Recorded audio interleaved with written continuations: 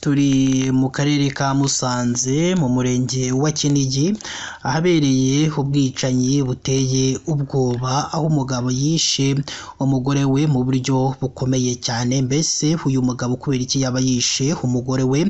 Mbese ubuyobozi bwaba bwatangaje iki? Mbese abaturage bo bari baturanye na nyakwigendera bo baba batangaje iki?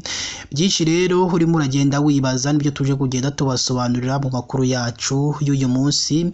Reka rero dutangire n'inkuru yacu y'akababaro kandi iteye agahinda yagiye igarukwaho n'ibitangazamakuru bigiye bitandukanye, aho umugabo witwa Mugiraneza Jean Pierre w'imyaka 39 biravugwa ko yishe umugore we bashakanye, maze yarangiza gukora ayo mahano agahita yishikiriza ikigo cya gisirikare kiri hafi aho ngaho.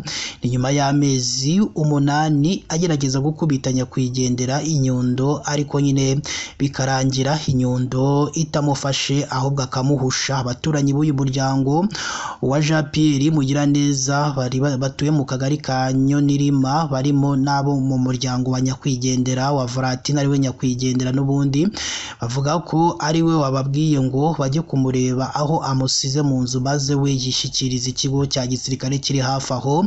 Umwe muri bo yagize ati nasanze amaraso yamwuzuye, nuko atimuye n'umukwe wawe ari kwiruka aravuga ngo agiye mu gisirikare, ngo umukobwa wawe yapfuye. Ubwo nasohoreye hano mu nzu usanga koko aryamye yashizemo umwuka. Urumva rero ko ari ibintu bibabaje, murumva ko ari ibintu biteye agahinda.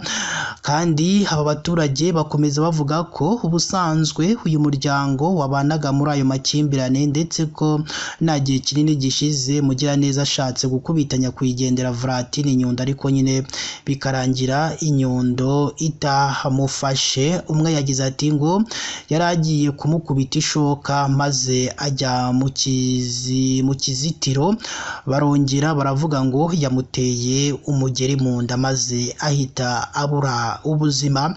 Munyumvire uyu mugabo amahano yakoze, munyumvire ibintu nk'ibi ngibi uyu mugabo yakoreye uwo bashakanye. Ni inkuru kandi yanemejwe n'umunyamabanga nshingwabikorwa w'umurenge wa Kinigi Gahunzire, aho yemeje aya makuru maze asaba abaturage kwirinda guhishira amakimbirane nk'ayo yavamo urupfu nk'ibyabaye kuri uwo nyakwigendera. Yagize ati twabimenye, ariko mu by'ukuri ntabwo turamenya ngo umubyeyi witabye Imana yazize iki, kubera yuko biracyari mu iperereza. Icyo dukora nk'ubuyobozi bw'ibanze ni ukuba hafi umuryango, kubahumuriza no gufatanya mu zindi gahunda ziri bukurikiyeho. Abaturage barasaba ko mu gihe icyaha cyahama Mugiraneza yahanwa by'intangarugero kugira ngo nyakwigendera abone ubutabera bunoze. Umwe mu baturage nawe yagize ati Uwamahoro Valentina aramutse yishwe n'umugabo we mu butabera